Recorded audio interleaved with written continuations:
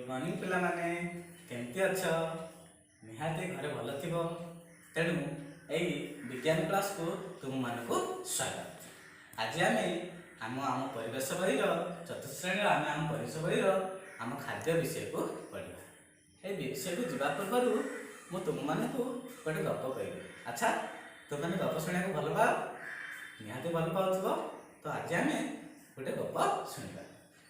तुमरी बयस पिलाटे थिला नाटी तार रेनी हेले कौन होता तार कौन सी कार्य इच्छा लगन पाठ पढ़ा को इच्छा लगन कौन सी कार्य तार इच्छा लगन यह देखी तार बापा माँ चिंतार पड़गले कौन करवा आम झीवर केमी बौद्धिक विकास हम केमी तार ओजन उच्चता वृद्धि हम एने दिने झील को धरी डॉक्टरखाना गले डॉक्टर सहित साक्षात कले।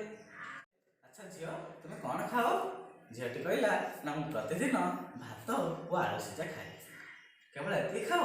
हाँ मुझे सबुदिन कहीं मत आलू भात और आलू सीझा खाया भारी भल लगे।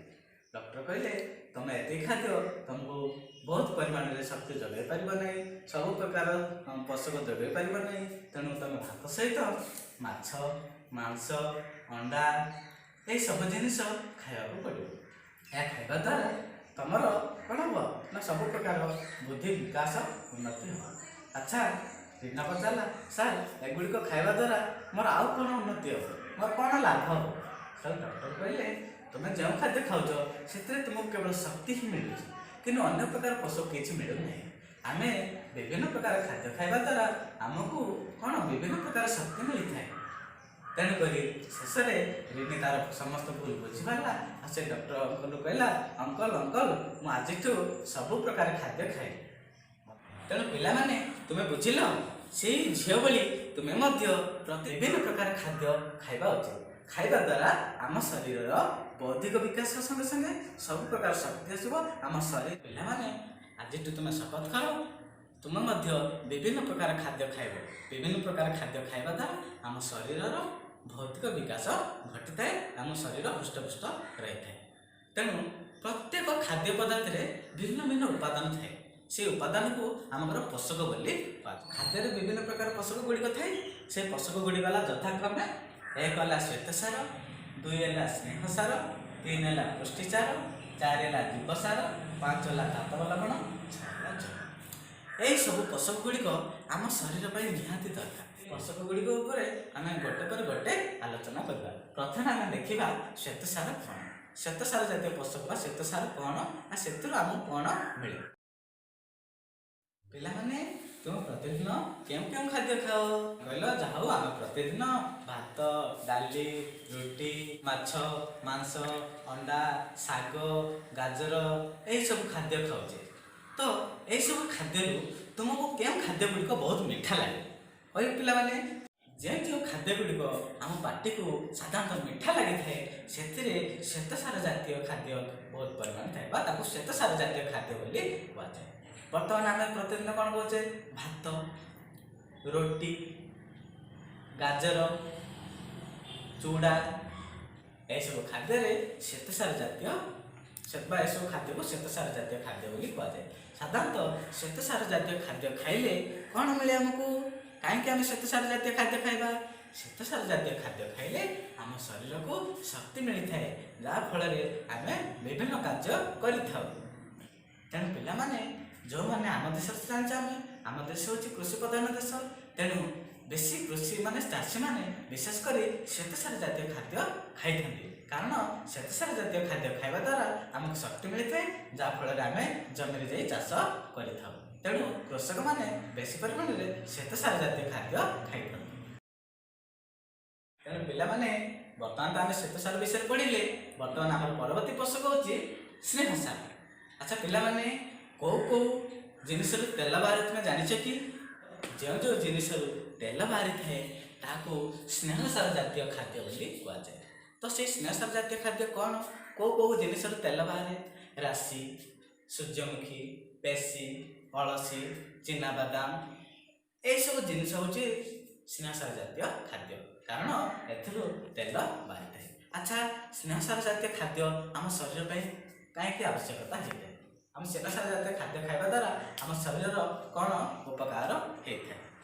स्नेहसार साधारणतः आमर यह आम शरीर को शक्ति जगह सहित एक्चुअली गोटे विशेष गुण हूँ यह आम शरीर को चिकन रखे और आम शरीर चर्बी वृद्धि कर सहायक होता है। साधारणतः स्नेहसार आमर दुई प्रकार विभक्त कर माने गोटे है आर्य स्नेहसार द्वितीय है उद्भिद स्नेहसार। प्राणी स्नेहसार कौन जो स्नेहसार आम साधारणतः प्राणी मान पाई था प्राणीज स्नेहसार बोली कहुए यथा लहुणी घी अंडार केशर एगुड़ी होते प्राणीज स्नेहसार। द्वितीय है उद्भिद स्नेहसार। उद्भिद स्नेहसार कौन जो गुड़िक साधारणतः आम जो स्नेहसार गुड़िक आम उद्भिद ठार पाई उद्भिद स्नेहसार बोली कहुए यथा नड़िया राशि पेशी सूर्यमुखी चिनाबादाम एगुड़िक साधारणतः उद्भिद स्नेहसार। बर्तमान आम पुष्टिसार विषय पढ़ा। पुष्टिसार कौन पुष्टिसार खाइबा द्वारा आम शरीर में कौन उपकार होता है ता विषय विवरणी प्रदान करवा। बर्तमान पुष्टिसार जातीय खाद्य कहले डाली शिंब मटर बुट सोयाबीन माछ मांस अंडा यही सब खाद्य आम साधारणतः पुष्टिसार पाई। पुष्टिसार को साधारणतः दुई भाग में विभक्त कर प्रथमटी है प्राणीज पुष्टिसार द्वितीयटी है उद्भिद पुष्टिसार।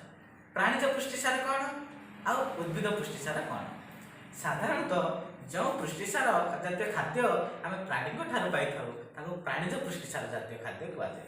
उदाहरण माछ मांस अंडा यही सब जातीय खाद्य जेहेतु आम प्राणी मान ठार पाई था तेणु आपको प्राणीज पुष्टिसार बोली कहुए। द्वितीय है उद्भिद पुष्टिसार। उद्भिद जातीय पुष्टिसार कौन डाली शिंब मटर बुट सोयाबीन यही सब खाद्य को उद्भिद पुष्टिसार जातीय खाद्य बोली कहुए। कहीं यही सब खाद्य आम उद्भिद ठार पाई तेणु उद्भिद जातीय पुष्टिसार बोली कहुए। अच्छा बर्तमान आम देखा ये पुष्टिसार जातीय खाद्य खाइबा द्वारा आम शरीर कौन वृद्धि पाई था।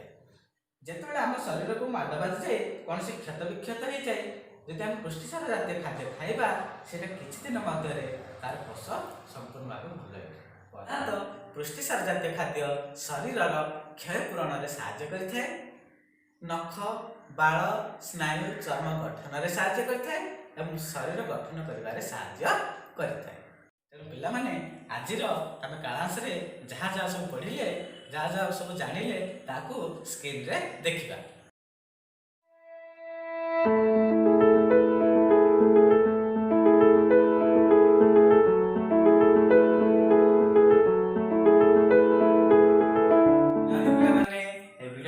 शेष पर्यंत देखिथार समस्त को धन्यवाद। जदि ये वीडियो भल लगे तेज निश्चय लाइक आउ शेयर करेंगे। जदि कौन सी सन्देह थाए तेज कमेंट माध्यम निश्चय आमको जन।